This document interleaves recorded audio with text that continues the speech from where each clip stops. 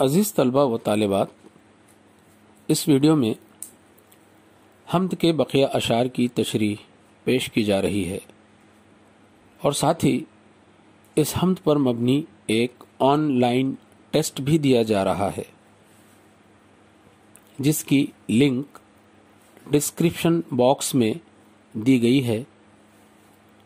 امید کہ آپ ضرور اس سے استفادہ کریں گے۔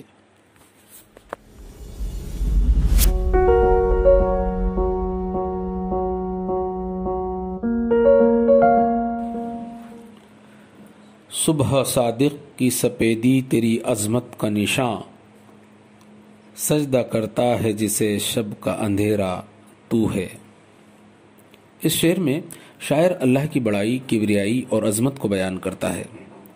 شاعر کہتا ہے، دراصل صبح صادق کی یہ سفیدی جو رات کے گہرے تاریکی کے بعد نمودار ہوتی ہے، اللہ کی اس عظمت کو رات کی تاریکی سجدہ کرتے ہوئے محسوس ہوتی ہے۔ رات کی تاریکی اور صبح کی سفیدی اللہ کی عظمت و بڑائی کا ایک بیان ثبوت ہے۔ تجھ سے بڑھ کر کوئی شفقت نہیں کرنے والا، تیرا ہمسر ہے نہ ثانی کوئی، یکتا تو ہے۔ شاعر کہتا ہے کہ اللہ تبارک و تعالیٰ کی ذات نہایت رحیم و کریم ہے اور اس کی رحمت اس کے غضب پر بھاری ہے۔ وہ سب مہربانوں سے زیادہ مہربان ہے، اس سے بڑھ کر کوئی شفیق اور مہربان نہیں۔ وہ بالکل یک و تنہا، واحد اور بے مثال ہے، اس کا کوئی برابری کرنے والا ہمسر اور کوئی ثانی نہیں ہے۔ تو جسے چاہے اسے تخت دے، تاراج کرے، ملک تیرا ہے، حکومت تیری، آقا تو ہے۔ شاعر کہتا ہے کہ اللہ ساری کائنات کا اکیلا مالک ہے، وہ قادر مطلق ہے اور ہر چیز پر اسے مکمل اختیار حاصل ہے۔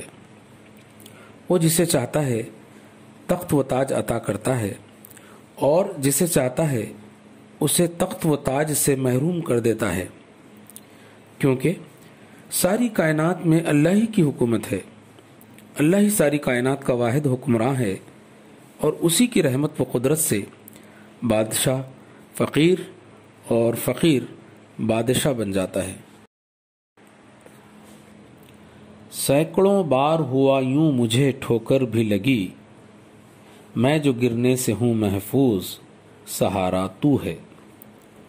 اس شعر میں شاعر کہتا ہے کہ میرے ساتھ سینکڑوں بار ایسا ہوا کہ میں پریشانیوں اور مصیبتوں میں گھرا رہا، گمراہی اور جہالت کی تاریکیوں میں ٹھوکریں کھاتا رہا، جس سے میری زندگی اجیرن ہو گئی تھی، لیکن تو نے مجھے گرنے سے بچا لیا اور سہارا دیا۔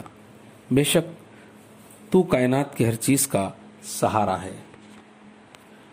جب مدد کے لیے موجود کہیں کوئی نہ تھا، دل نے امید جگائی، میرے مولا تو ہے۔